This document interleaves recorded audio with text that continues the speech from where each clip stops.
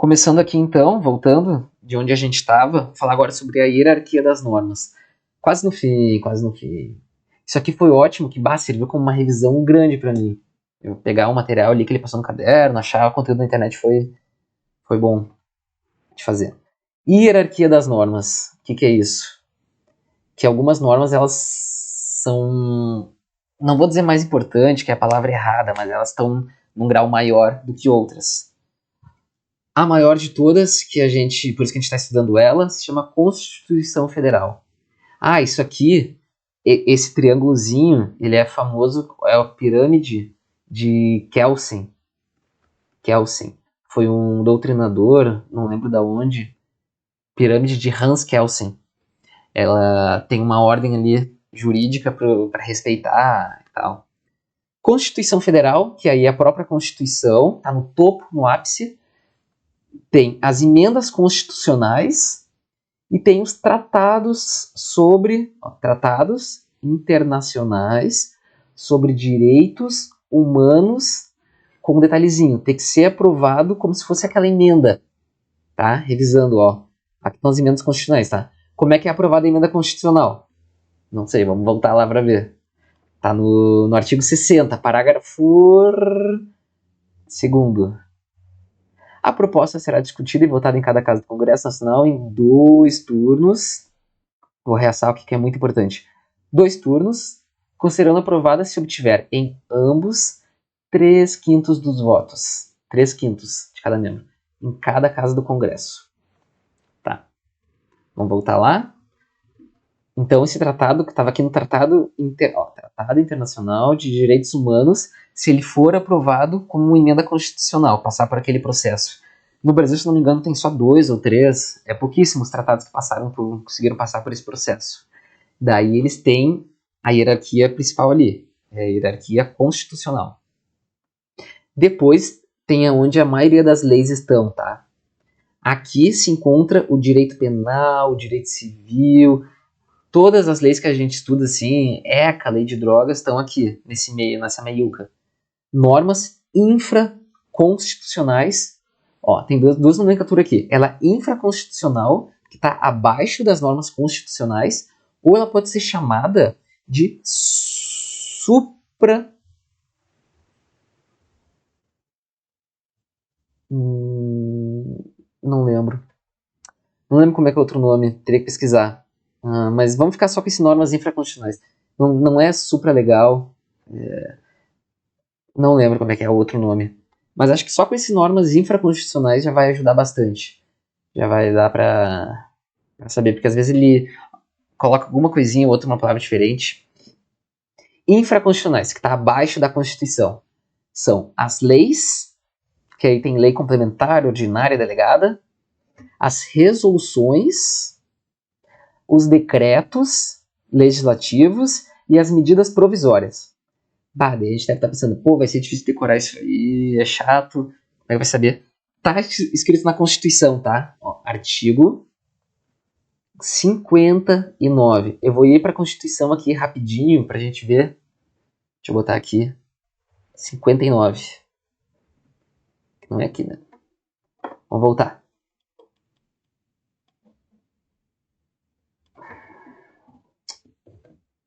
Tá aqui, artigo 59. Deve estar pequeno, deixa eu aumentar aqui um pouco pra gente ler. 52, artigo 59. O processo... Não, agora eu não mexo mais. Aqui. O processo legislativo compreende a elaboração de emendas a constituições, lembrando que isso aqui é norma constitucional, tá? Supralegal, tá acima das normas legais. Leis complementares, começou as 3 leis ali. Leis complementares, ordinárias e leis delegadas. Medidas provisórias, que é o presidente da República que faz. Decretos legislativos e resoluções. Tá bom? Esse conjunto aqui, do inciso 2 até o inciso 7, são normas infraconstitucionais. Normas legais. Voltando ali para o material. Depois disso, então, acho que são as 6 aqui, não. 1, 2, 3, 4, 5, 6. Isso aí. Tem as normas infralegais. Estão abaixo das normas legais. Tá? São os decretos regulamentares, instruções normativas, portarias, e aí vai. São coisas bem, não vou dizer básicas, mas coisas mais do dia a dia, que é mais fácil de alterar. Portaria, normas, decretos regulamentares são fáceis de alteração, não precisa passar pelo legislativo, pelo presidente, essas coisas. Vamos ver, eu peguei mais uma imagenzinha aqui legal sobre a hierarquia das normas aqui, ó. Essa aqui tá bem completinha.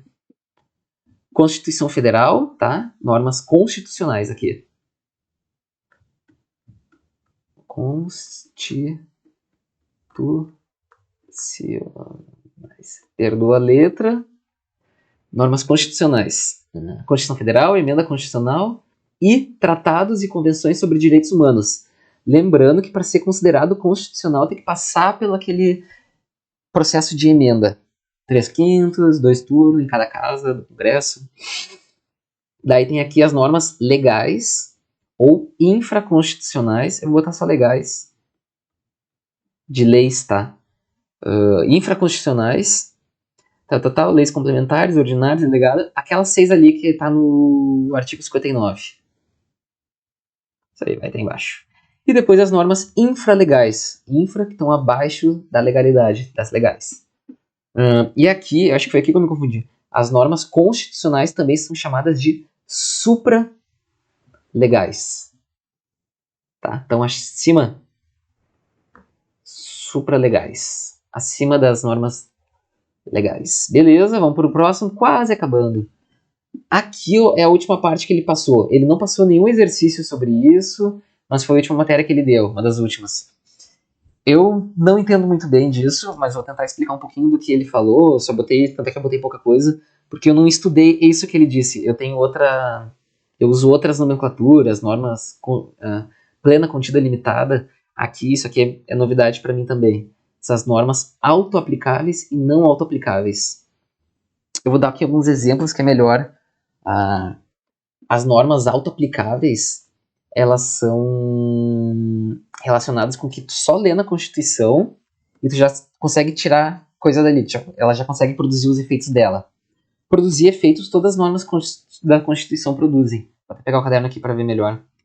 Mas essas daí, elas produzem todos os efeitos. Não precisa de lei, de alguma coisa baseado para poder dar aplicação a essas normas. Depois vem as normas não autoaplicáveis. Tem as condicionadas e as programáticas. Qual que é a diferença daqui? As condicionadas, ela vai dizer assim, tal direito será regulamentado por meio de lei.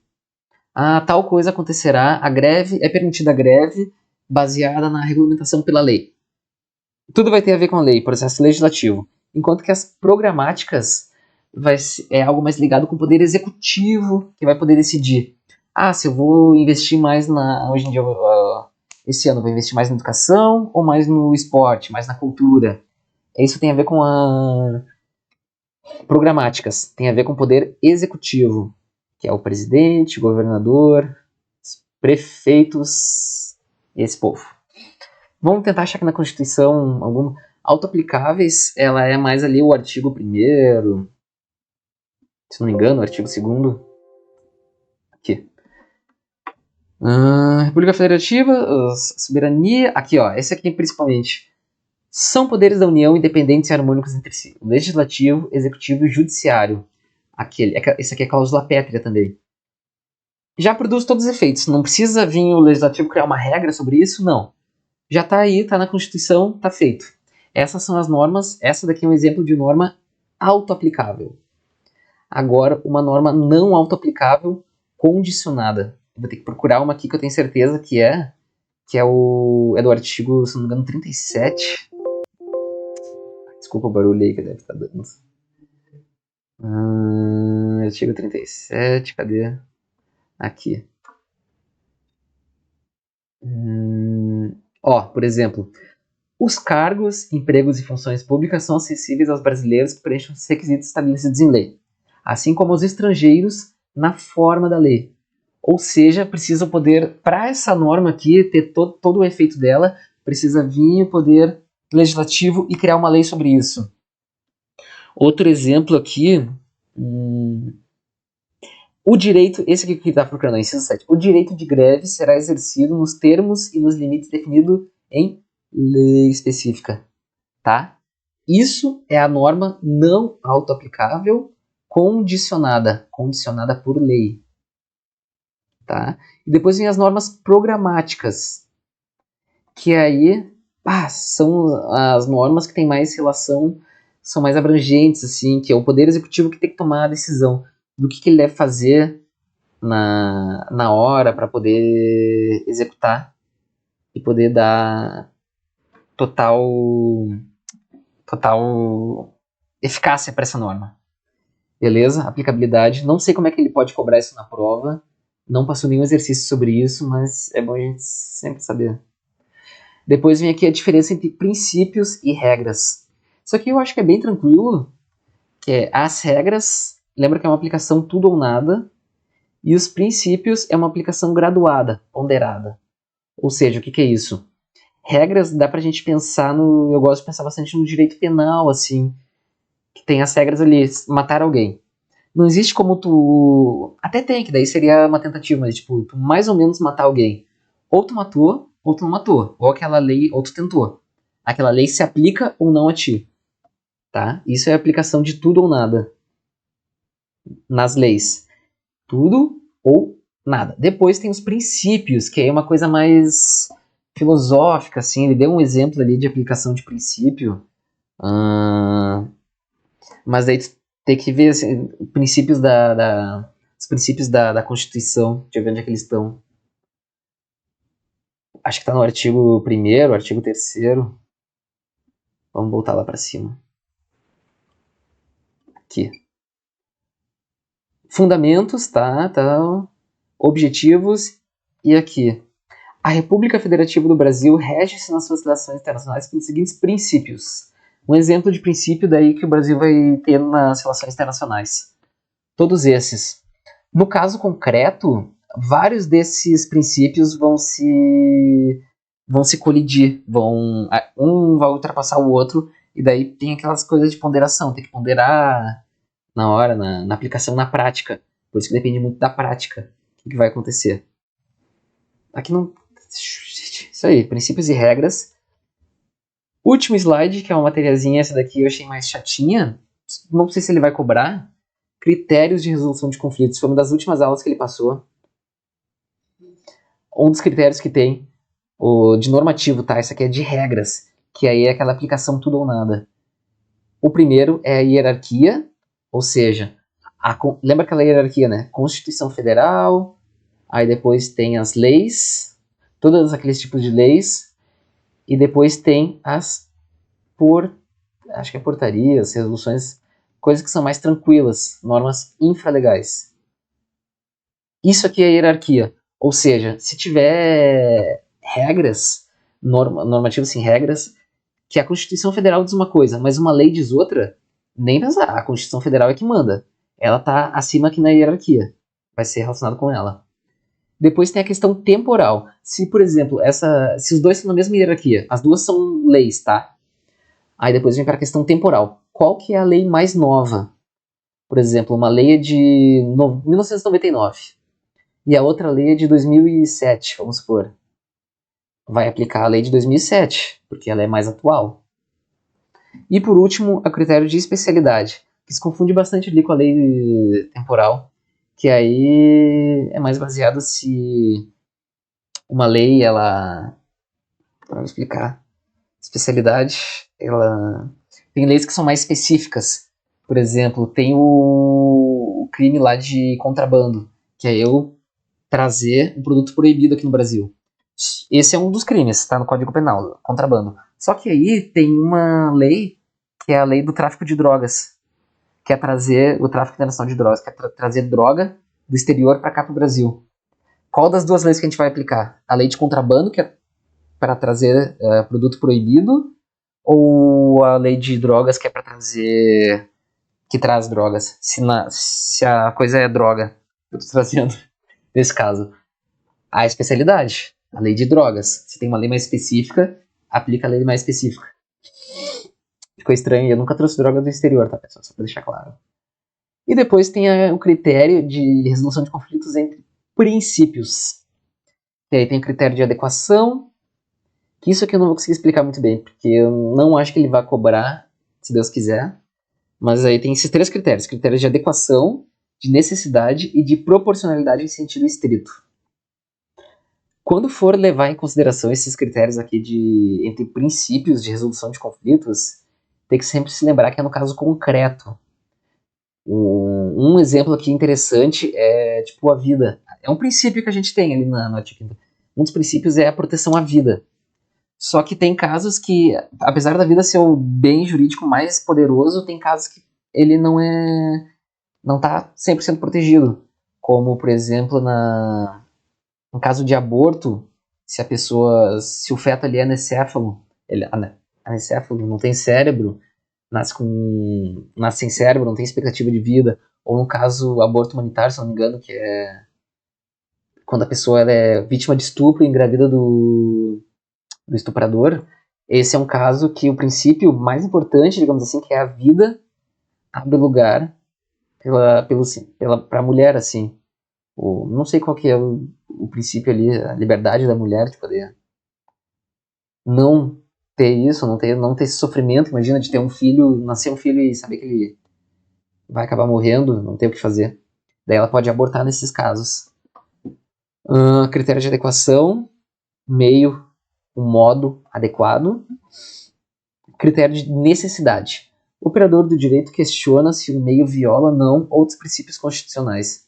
Ele deu um exemplo lá na aula sobre o gás, a medida do gás, que tinha que pesar o gás para saber, daí o pessoal que vende gás ficou revoltado porque a balança ia mudar, se a inclinação da rua, passar o dia inteiro coisando, se sacudindo. Aí eles criaram aquela outra forma. Eles medem o gás no final do dia e fazem uma média de todos para no final do ano dizer ali quanto que foi. Bom, e aí acabou, graças a Deus. Pouca coisa, né? Mas tentei resumir tudo ali, que eu acho que é mais importante que o professor pode cobrar, essas coisinhas. Lembrando que na Constituição tá levar na hora da prova e principalmente ali esse artigo 60. Tem certeza que ele sempre cobra alguma coisinha disso. A emenda constitucional. Esse artigo 59 aqui é bom para ter um backup ali, para ter uma forma de poder se lembrar todas essas leis que existem. E aí o artigo 1º também super importante, esses primeiros artigos que foi que ele passou da República Federativa. Isso aí, acho que é isso, tá, pessoal? Se tiver alguma dúvida, pode mandar. Eu vou enviar esses slides aqui também no grupo para quem quiser. E tamo aí, se precisar. Boa prova para todo mundo. Valeu.